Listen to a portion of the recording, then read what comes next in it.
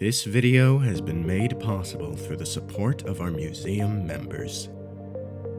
To become a member, visit charlesrivermuseum.org/join. Please subscribe to follow us here on YouTube and hit like if you enjoyed this video.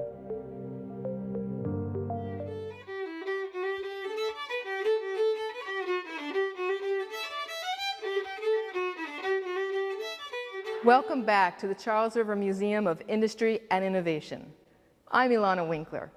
I've had the pleasure over the past 5 years of being able to help tell our history tales through artifacts and tours. I've also had the joy of seeing this museum become a cultural destination in downtown Waltham.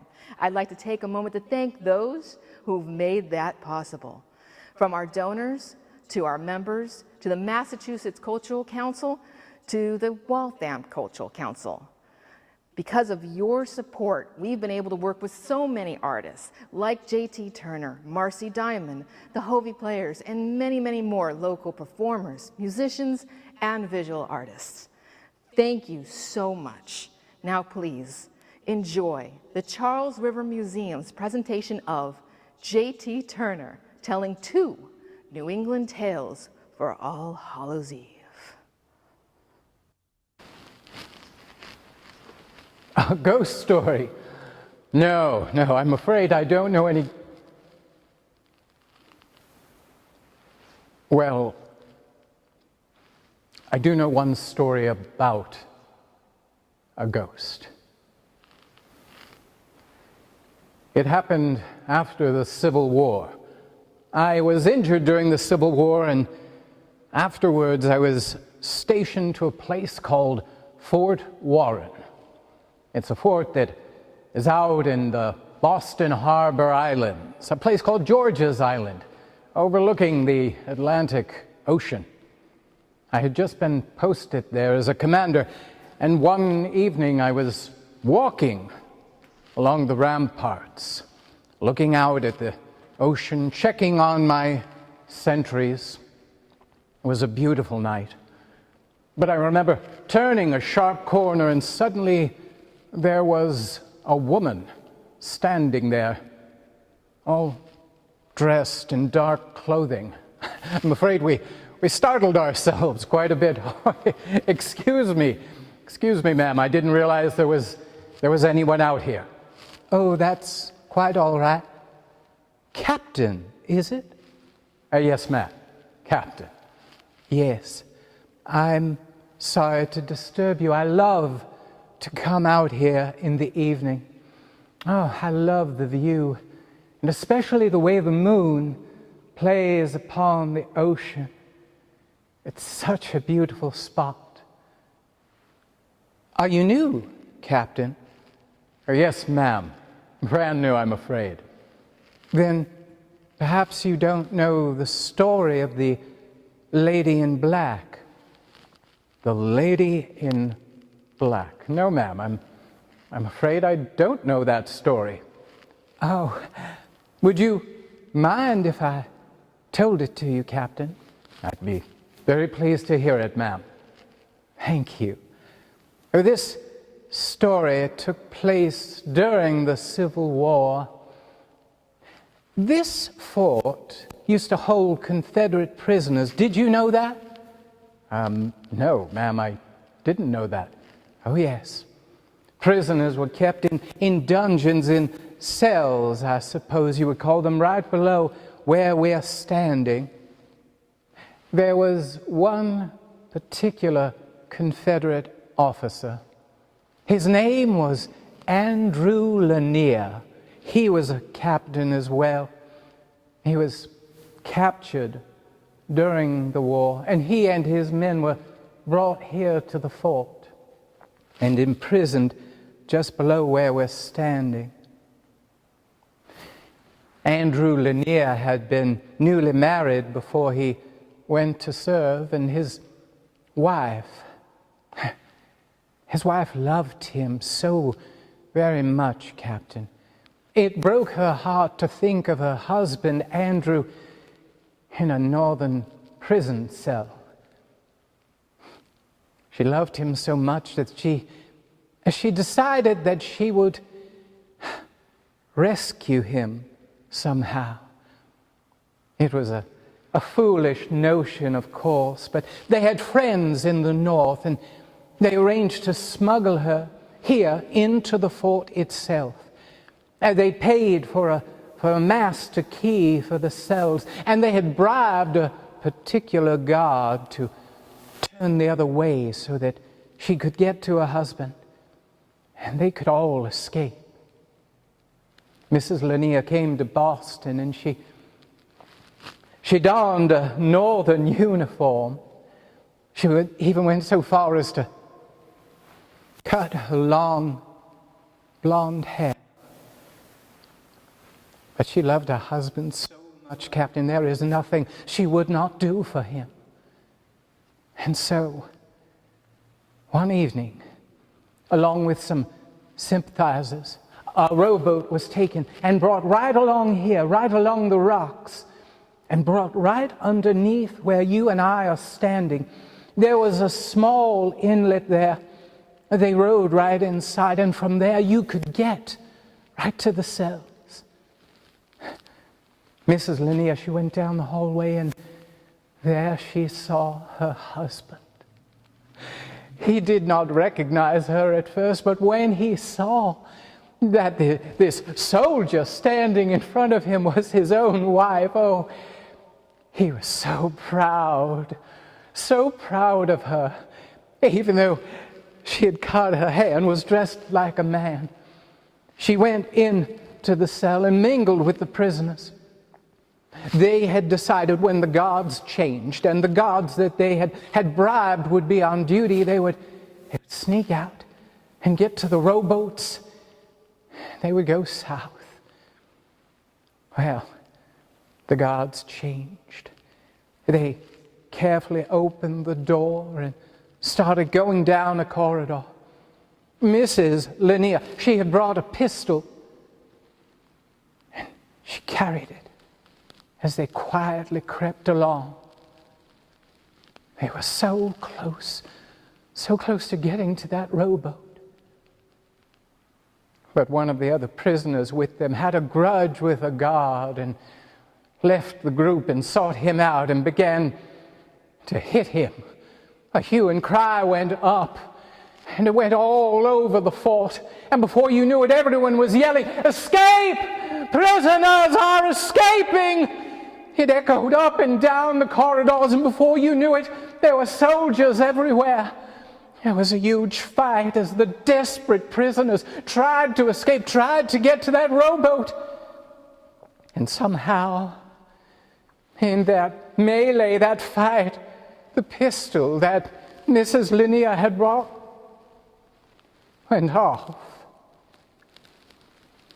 And her husband, Andrew, was shot in his head.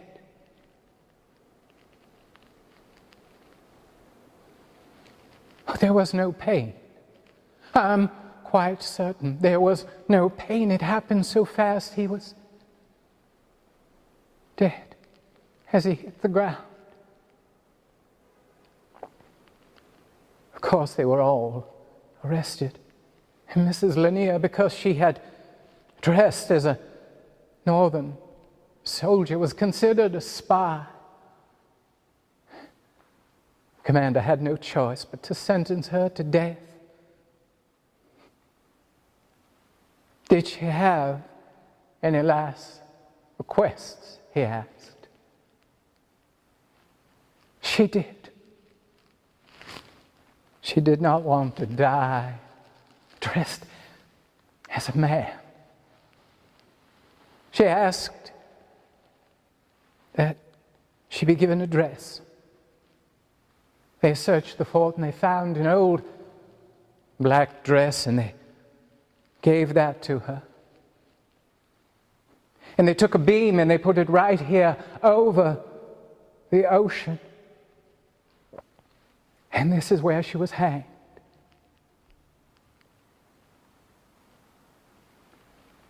Since that time, people say that they see her, hear her, the lady in black. Soldiers on watch on these ramparts flee, yelling in terror whenever they see her walking along, hear her footsteps on the stones. Some people believe that she came here night after night to seek revenge against the northern soldiers that killed her, but I don't believe that's true. I believe she is just looking for her Andrew, and she searches for him evenings. Well, Captain, I thank you for listening. Now you know the story of the lady in black. You have been so kind, so courteous. Most soldiers do not speak to me. Thank you, Captain, for your courtesy. And good night to you. And good night to you, Mrs. Lanier.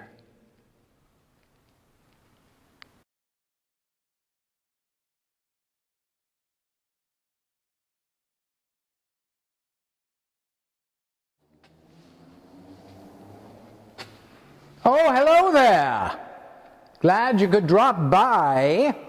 I thought, it being the right season, I might share a story with you. It's a good story, I think. This particular story is called The Fiddler of Maine. It's called The Fiddler of Maine because it's about a fiddler. And it takes place in Maine. Well, anyway, once upon a time, oh, that's the way all good stories start, ain't it? Once upon a time, there was this fella, and he meets this woman, and they get married. Now, for you children that are watching in the audience, don't worry, that's the boring part. It gets more interesting as we go on. So they get married, and they have a lovely little house there in Maine. And as sometimes happened, the husband, his name was Henry, the husband, he passes on. Oh, it happens. And they decide to bury him. And in those days, you would bury someone right in your front yard. So they bury old Henry in a coffin out by an apple tree. And they have a service for him. And all the friends and neighbors, they drop by to have some sponge cake and drink some cider, and mostly have that kind of event so that all the neighbors can stand around saying how much they love the deceased. Of course, most of them are lying, but free sponge cake, of course you're going to show up. Anyway, this party was going on. The widow is taking condolences from a bunch of people when there's a knock at the door. Well, she just figures someone's late in getting to the collation. So she goes up and opens the door, and standing there is Henry, the deceased. Well, she didn't quite know what to say to Henry as he was standing there looking a bit dirty and the worse for wear. And Henry, he just comes right into the room, pushing by, looking at all the friends and neighbors and saying, is this a party? I am delighted to see you all. Well, finally, the widow, if that's what you can call her, pulls herself together enough to say, Henry, I'm sorry, but you're dead. Don't be ridiculous, Henry said. I'm not dead. I feel fine. Never felt better in my life. That's just it. You ain't got no life left. We buried you in a coffin out by the apple tree. Henry, you're dead. "I feel fine," said Henry, not wanting to hear anything else, sitting down by the fire, taking himself some sponge cake and cider. As you might imagine, it put a bit of a damper on the party. How can you have a proper collation when you've got the deceased sitting there with you? So one by one, with whispered goodbyes, all the neighbors left. Well, the widow, she sits down and she says, Henry, you're dead. We buried you out under the apple tree." "Don't be ridiculous," Henry said. "I have never felt better in my life." Well, they argued back and forth for a few hours. It got to be near morning, and Henry found himself rather tired and said, "That's funny. I feel a little tired now. I guess I'll go. Well, that's funny. I feel like I need to go out under the apple tree and have myself a little bit of a nap." So Henry walks across the yard, climbs into his coffin, and shuts it behind him. Well, the widow woman didn't quite know what to do about this. She sat there all day puzzling it, wondering what was going to happen. And then come sundown, there's another knock at the door. And she opens it, and there's Henry again. "Henry," she says, "you're dead. Can't you stay out in your coffin?" "Don't be ridiculous," Henry says. "I feel fine," and sat there by the fire the entire evening. Then come morning, he would get tired and go lie down in his coffin. Well, this went on for quite some time. And I don't have to tell you that Henry didn't look any better. No, he began decomposing, just like what's happening to Beethoven. It's a little musical joke for those of you that are paying attention. Anyway, eventually all the flesh is gone, and Henry's nothing but a skeleton, nothing but bones. But every evening, come sunset, there's that bony knock at the door, and the widow goes over and opens the door and lets the skeleton in, and he sits there all night long. Well, as you might imagine, it put a bit of a damper on the widow's social life. People would drop by once in a while, but it's rather hard to sit there with a skeleton talking to anyone. So eventually people just stopped coming by. They felt bad about it, but nobody wanted to be around Henry anymore. Well, then one day, a Sunday it was, everybody in town is at church, and this traveling fiddler, see, I told you a fiddler shows up in this story. A traveling fiddler shows up in church, and he's singing along with the rest of the congregation, looking around, and suddenly it's as though he was hit by a thunderbolt. He looked across the room, and there was the most beautiful woman he had ever seen in his life. Of course, you already know it was the widow woman, don't you? You're so smart. He stared at her, and she took his breath away. And just about then, the entire congregation said, "Amen." And he said, "You ain't kidding, brother." Well, everyone broke up after church and was outside talking in small groups. And there was that beautiful woman over there. And the fiddler went up to a couple of ladies that were chatting and said, "Excuse me, ladies, I was wondering, could you tell me, who is that lady over there?" The women looked over, and sure enough, it was the widow woman. So one of them up and says, "Oh, that's the widow woman, her husband." But the other woman standing with her was a darn sight smarter than she was, because she clamped her hand over her friend's mouth and said, "Her husband is deceased, of course. That's what makes her a widow." "Well," said the fiddler, do you suppose it would be all right if I went and talked to her?" "Oh, I think it would be fine," said the second woman.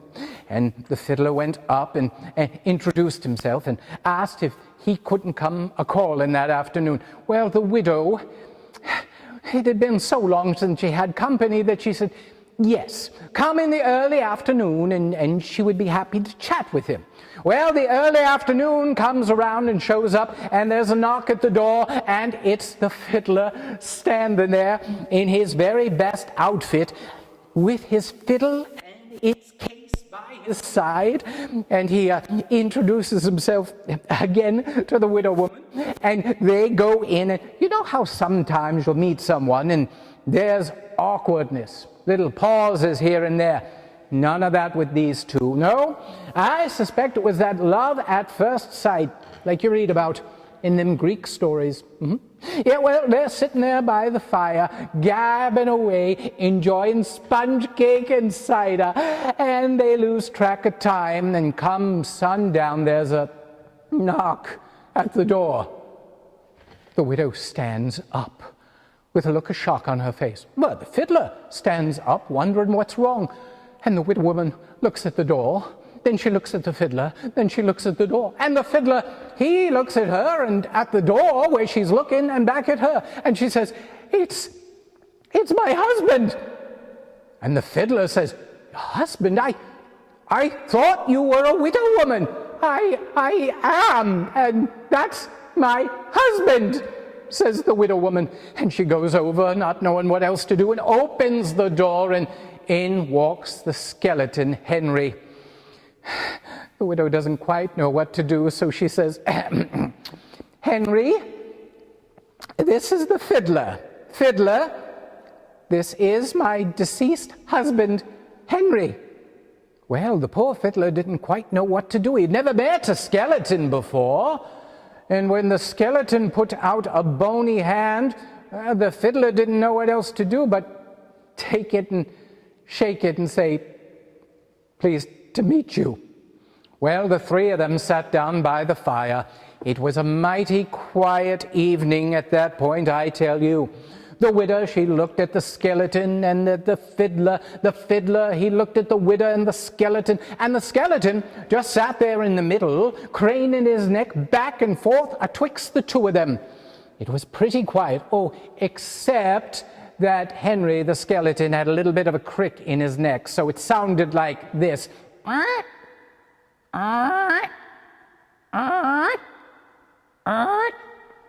Well, the evening was pretty disastrous, and then the skeleton raised a bony hand and pointed at the fiddler's fiddle case, as though to ask what it was. This, said the fiddler, this is my fiddle case. I'm a fiddler. And the skeleton made a kind of grand gesture with his bony hand, as though to say, go on, play your fiddle. Well, the fiddler took out his fiddle and he rosined up his bow and he started playing a tune. Now, he was not a violin player, no, sir. He was a fiddler.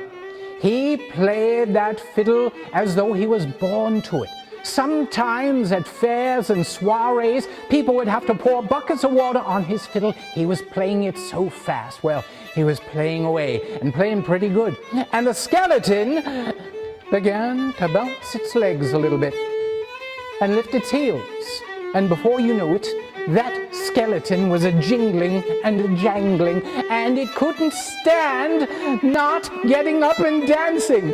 And the skeleton got up, and all its bones a-clicking and a-clacking, and it danced around. And at one particular reel, the skeleton turned, made a grand gesture. His hand flew off, hit the wall, and broke into about 100 pieces. Well, there was dead silence. The fiddler, he stopped and looked at the widow, not knowing what to do. Oh, but that widow, she was the smart one. She looked at what had happened. Her eyes got really big. She looked at the fiddler and said, don't just stand there, you fool. Keep playing, keep playing. So the fiddler played. He played Fire on the Mountain. He played every fiddle song you could imagine. He was going great, and that skeleton was a-dancing and a-jigging and a-twisting and a-turning, and its arm flew off, hit the wall and broke into, thousands of pieces, I think. And then he was dancing back and forth, and he kicked out with his leg, and most of his leg went sailing across the room. And he was hopping on just one leg, and bit by bit all of them came apart, till he was nothing but his torso, what was left of it, and his big noggin.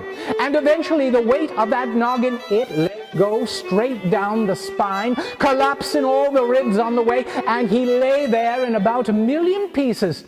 Well, that widow, she didn't even pause. She ran over, grabbed the broom and a dustpan, and she and the fiddler swept up all of Henry they could find.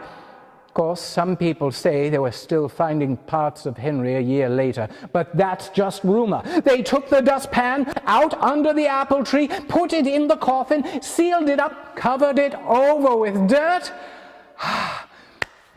and went back into the house to finish the sponge cake. Well, you might imagine that was the end of Henry, and you would be right. Henry never showed up evenings anymore. Nope, he was done for. Oh, the fiddler, yeah, he married the widow woman. They had 7 children, lived a very happy life, and I am told every year on the anniversary of Henry's death, they will go out on their front porch. The fiddler will rosin up his bow and play a lively tune, and they say, if you listen really carefully, you can hear a rattling sound, like a bunch of stones in an old box trying to move. Thank you for watching our presentation of New England Tales for All Hallows Eve. To support more programming like this, please visit our website at charlesrivermuseum.org to donate or become a member. For more information of future performances by J.T. Turner, please visit jtturner.org. And tune in December when J.T. portrays Charles Dickens in our special holiday edition of our Mill Talks lecture series. Thank you and good night.